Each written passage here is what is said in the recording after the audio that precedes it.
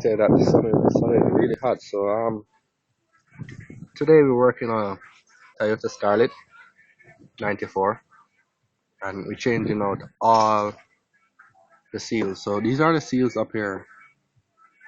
There's like 10 seals and two valves. These are the valves right here. You can see this one is like totally messed up. This one not so bad, but that one is totally gone. So we're going to change these two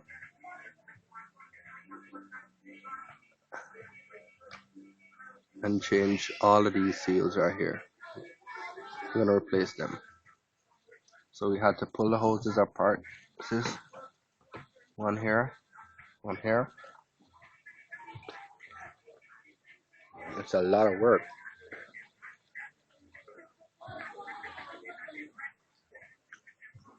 One from here, one from, well, it's all pipe, so one goes right here, there.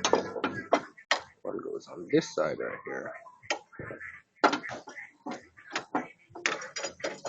We're going to change the dry as well. We're going to change this. Another seal is here. Change this one right here.